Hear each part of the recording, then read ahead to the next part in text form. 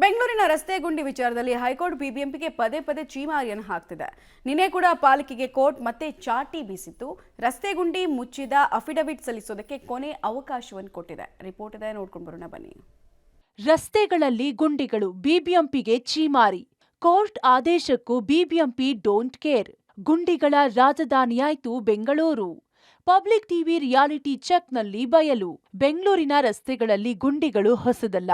ಯಾವುದೇ ರಸ್ತೆಗೆ ಹೋದ್ರೂ ಗುಂಡಿಗಳು ಕಾಣಸಿಗೋದು ಕಾಮನ್. ಈ ಗುಂಡಿಗಳು ವಾಹನ ಸವಾರರ ಜೀವಕ್ಕೆ ಕಂಟಕವಾಗಿವೆ. ರಸ್ತೆಗಳ ಗುಂಡಿ ಮುಚ್ಚುವುದು, ಡಾಂಬರೀಕರಣ, ರಾಜಕಾಲುವೆಗಳ ಒತ್ತುವರಿ ತೆರವು ಸೇರಿದಂತೆ ಯಾವ ಕೆಲಸವೇ ಇದ್ದರೂ ಹೈಕೋರ್ಟ್ ಚೀಮಾರಿ ಹಾಕುವವರೆಗೂ ಬಿಬಿಎಂಪಿ ಅಧಿಕಾರಿಗಳು ಎಚ್ಚೆತ್ತುಕೊಳ್ಳುವುದಿಲ್ಲ ಎಂಬುದು ಪದೇ ಪದೇ ಸಾಬೀತಾಗುತ್ತಿದೆ. ಮಳೆಗಾಲ ಆರಂಭವಾಗಿರೋದ್ರಿಂದ ನಗರದ ಹಲವೆಡೆ ಗುಂಡಿಗಳು ಬಾಯ್ತಿರದು ಕುಳಿತಿವೆ. ಜನರ ತೆರಿಗೆ ಹಣವನ್ನ ವಸೂಲಿ ಮಾಡೋ ಬಿಬಿಎಂಪಿ ಗುಂಡಿಗಳನ್ನ ಮುಚ್ಚಲು ವಿಫಲವಾಗಿದೆ. ನಗರದಲ್ಲಿನ ಗುಂಡಿ ಮುಚ್ಚಲು ಹೈಕೋರ್ಟ್ ನೀಡಿದ ಆದೇಶವನ್ನ ಪಾಲಿಸದೆ ಬಿಬಿಎಂಪಿ ವಿಫಲವಾಗಿದೆ. ಈ ಬಗ್ಗೆ ಪಬ್ಲಿಕ್ ಟಿವಿ ನಡೆಸಿದ ರಿಯಾಲಿಟಿ ಚೆಕ್ನಲ್ಲಿ ದೊಡ್ಡ ದೊಡ್ಡ ಗುಂಡಿಗಳು ವಾಹನ ಸವಾರರ ಜೀವಕ್ಕೆ ಕಂಟಕ ತರುತ್ತಿರೋದು ಬಯಲಾಗಿದೆ. Reality check 1 Kanteerava studio to TVS cross. Kanteerava studio to TVS ರಸ್ತೆ ಗುಂಡಿಮಯವಾಗಿದೆ.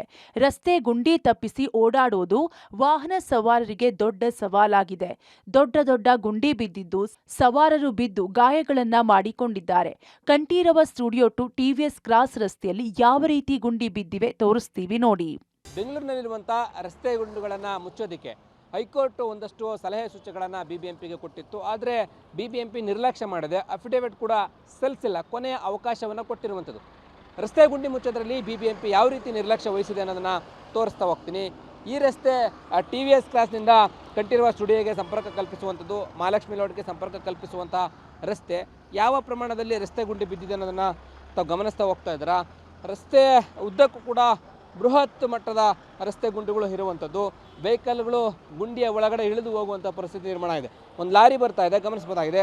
ಆ ಲಾರಿ ಆ ಗುಂಡಿಯ ಒಳಗಡೆ ಇಳಿದು ಹೋಗುವಂಥ ಪರಿಸ್ಥಿತಿ ನಿರ್ಮಾಣ ಆಗಿರುವಂಥದ್ದು. ಸುಮಾರು 6-7 ತಿಂಗಳಿಂದಲೂ ಕೂಡ ಇದೇ ರೀತಿಯಂಥ ಪರಿಸ್ಥಿತಿ ಇದೆ. ದ್ವಿಚಕ್ರ ವಾಹನ ಸವಾರರು, ಕಾರುಗಳು ಕೂಡ ಸಂಕಷ್ಟವನ್ನು ಅನುಭವಿಸ್ತಾ ಇರುವಂಥದ್ದು. ಈ ರಸ್ತೆಯಲ್ಲಿ ಚಾಲನೆ ಮಾಡಲಿಕ್ಕೆ ಆ ಪ್ರಮಾಣದಲ್ಲಿ ಸಮಸ್ಯೆ ಆಗ್ತಾ ಇದ್ರೂ ಕೂಡ ಸರಿಪಡಿಸುವಂಥ ಕೆಲಸ ಬಿಬಿಎಂಪಿ ಮಾಡಿಲ್ಲ. ರಸ್ತೆ ಗುಂಡಿ ಮುಚ್ಚೋದಕ್ಕೆ ಕೋಟಿ ರೂಪಾಯಿಗಳನ್ನು ಖರ್ಚು ಮಾಡಿದ್ದೀವಿ ಅಂತ ಹೇಳ್ತಾರೆ. ಆದರೆ ಇಲ್ಲಿ ನೋಡಿದ್ರೆ ಹಾಗೆಯೇ ರಸ್ತೆ ಗುಂಡಿಗಳು ಇರುವಂಥದ್ದು. ಈ ಪ್ರಮಾಣದಲ್ಲಿ ಈ ಒಂದು ಕಂಠೀರವ ಸ್ಟುಡಿಯೋಗೆ ಮತ್ತು ಮಹಾಲಕ್ಷ್ಮಿ ಲೇಔಟ್ಗೆ ಸಂಪರ್ಕ ಕಲ್ಪಿಸುವಂಥ ಈ ರಸ್ತೆಯಲ್ಲಿ ದೊಡ್ಡ ಮಟ್ಟದಲ್ಲಿ ಗುಂಡಿಗಳು ಇರುವಂಥದ್ದು. ರಿಯಾಲಿಟಿ ಚೆಕ್ 2 ಅಬ್ಬಿಗೆರೆ ಪೈಪ್ಲೈನ್ ರಸ್ತೆ. ಎಸ್, ವಿದ್ಯಾರಣ್ಯಪುರದ ಅಬ್ಬಿಗೆರೆಯ ಪೈಪ್ಲೈನ್ ರಸ್ತೆಯಲ್ಲಿ ದೊಡ್ಡ ಗುಂಡಿಗಳು ಬಿದ್ದಿವೆ. ಈ ಗುಂಡಿಗಳು ಕಾಣದೆ ರಾತ್ರಿ ಸಮಯದಲ್ಲೂ ವಾಹನ ಸವಾರರು ಬಿದ್ದು ಪೆಟ್ಟು ಮಾಡಿಕೊಳ್ಳುತ್ತಿದ್ದಾರೆ. ಈ ಬಗ್ಗೆ ನಮ್ಮ ಪ್ರತಿನಿಧಿ ಅರುಣಾ ನಡೆಸಿದ ವಾಕ್ಥ್ರೂ ಇಲ್ಲಿದೆ, ನೀವೇ ನೋಡಿ. ನಾನಿವತ್ತು ಬೆಂಗಳೂರಿನ ಅಬ್ಬಿಗೆರೆ ರಸ್ತೆಯಲ್ಲಿರ್ತಕ್ಕಂಥ ಪೈಪ್ಲೈನ್ ರಸ್ತೆಯ ಬಳಿ ಇದ್ದೇನೆ. ನೋಡಬಹುದಾಗಿದೆ, ನನ್ನ ಮೊಣಕಾಲಿನವರೆಗೂ ಕೂಡ ಗುಂಡಿ ಬಿದ್ದಿರ್ತಕ್ಕಂತಹ ದೃಶ್ಯಗಳನ್ನ ಕೂಡ ಕಾಣಬಹುದಾಗಿದೆ. ಪ್ರಮುಖವಾಗಿ ಈ ಒಂದು ಪೈಪ್ಲೈನ್ ರೋಡ್ನಲ್ಲಿ ಅನೇಕ ಶಾಲೆಗಳು ಕೂಡ ಇದ್ದಾವೆ. ಜೊತೆಗೆ ಈ ಒಂದು ಹೇಸರಘಟ್ಟಕ್ಕೆ ಕೂಡ ಈ ಒಂದು ರಸ್ತೆ ಕೂಡ ಹೋಗುತ್ತೆ. ಆದರೂ ಕೂಡ ಈ ಒಂದು ರಸ್ತೆ ತುಂಬ ಸಣ್ಣ ಪುಟ್ಟ ಗುಂಡಿಗಳು ಜೊತೆಗೆ ಬೃಹದ್ದಾಗಿರ್ತಕ್ಕಂತಹ ಗುಂಡಿಗಳು ಬಿದ್ದಿರ್ತಕ್ಕಂತಹ ದೃಶ್ಯಗಳನ್ನ ಕೂಡ ಕಾಣಬಹುದಾಗಿದೆ. ಪ್ರಮುಖವಾಗಿ ಬಿಬಿಎಂಪಿ ಜನರ ಟ್ಯಾಕ್ಸ್ ದುಡ್ಡನ್ನು ಬಳಸಿಕೊಂಡು ಗುಂಡಿಯನ್ನು ಮುಚ್ತೇವೆ ಎನ್ನುವಂತಹ ಒಂದು ಮಾತುಗಳನ್ನ ಹೇಳುತ್ತೆ. ಆದರೆ ನಿಜಕ್ಕೂ ಕೂಡ ಈ ಒಂದು ಕೆಲಸ ಆಗ್ತಾ ಇಲ್ಲ. ಹೈಕೋರ್ಟ್ ಕೂಡ ಹಲವು ಬಾರಿ ಚೀಮಾರಿಯನ್ನು ಹಾಕಿದ್ರು ಕೂಡ ಇನ್ನೂ ಎಚ್ಚೆತ್ಕೊಳ್ತಾ ಇಲ್ಲ. ಹೀಗಾಗಿ ಇಲ್ಲಿರ್ತಕ್ಕಂಥ ಸ್ಥಳೀಯರಿರ್ಬೋದು, ವಾಹನ ಸವಾರರಿರ್ಬೋದು, ಅನೇಕ ತೊಂದರೆಗಳನ್ನ ಕೂಡ ಅನುಭವಿಸ್ತಾ ಇದ್ದಾರೆ. ಇಡೀ ಒಂದು ಕಂಪ್ಲೀಟ್ ಆಗಿರ್ತಕ್ಕಂತಹ ರಸ್ತೆಯಲ್ಲಿಯೂ ಕೂಡ ಇದೇ ರೀತಿಯಾಗಿರ್ತಕ್ಕಂತಹ ಗುಂಡಿಗಳ ದೃಶ್ಯಗಳನ್ನ ಕೂಡ ಕಾಣಬಹುದಾಗಿದೆ. ರಿಯಾಲಿಟಿ ಚೆಕ್ 3 ಸಿಎಂ ನಿವಾಸ ಕುಮಾರಕೃಪಾ ರಸ್ತೆ. ಬೆಂಗಳೂರಿನ ರಸ್ತೆ ಗುಂಡಿಗಳ ಬಗ್ಗೆ ಹೊಸದಾಗಿ ಹೇಳೋದು ಏನೂ ಇಲ್ಲ. ಆದ್ರೆ ಈ ಗುಂಡಿ ಗಂಡಾಂತರ ಸಿಎಂ ನಿವಾಸದ ರಸ್ತೆ ಕುಮಾರಕೃಪಾ ರಸ್ತೆಯೂ ಹೊರತಾಗಿಲ್ಲ. ಮುಖ್ಯಮಂತ್ರಿಗಳ ನಿವಾಸದ ಸುಮಾರು 1 ಕಿಲೋಮೀಟರ್ ಉದ್ದದ ರಸ್ತೆಯ ಒಂದು ಬದಿ ಸಂಪೂರ್ಣ ಗುಂಡಿಮಯವಾಗಿದೆ. ಸಿಎಂ ನಿವಾಸದ ರಸ್ತೆಯೇ ಈ ಮಟ್ಟಿಗೆ ಗುಂಡಿಮಯವಾಗಿದ್ರೆ ಇನ್ನು ಸಾಮಾನ್ಯರು ಸಂಚರಿಸೋ ರಸ್ತೆಗಳಲ್ಲಿ ಗುಂಡಿಗಳು ಇರದೇ ಇರುತ್ತವ? ಈಗ ನಾನು ದೃಶ್ಯಗಳಲ್ಲಿ ತೋರಿಸ್ತಾ ಹೋಗ್ತೀನಿ. ನಾನು ಕುಮಾರಕೃಪಾ ರಸ್ತೆಯಲ್ಲಿದ್ದೇನೆ. ಸಿಎಂ ನಿವಾಸ, ಇನ್ನೇನು ಸಿಎಂ ನಿವಾಸ ಇರುವಂಥ ರಸ್ತೆ ಕೂಡ ಗೃಹ ಕಚೇರಿ ಇರುವಂಥ ರಸ್ತೆ.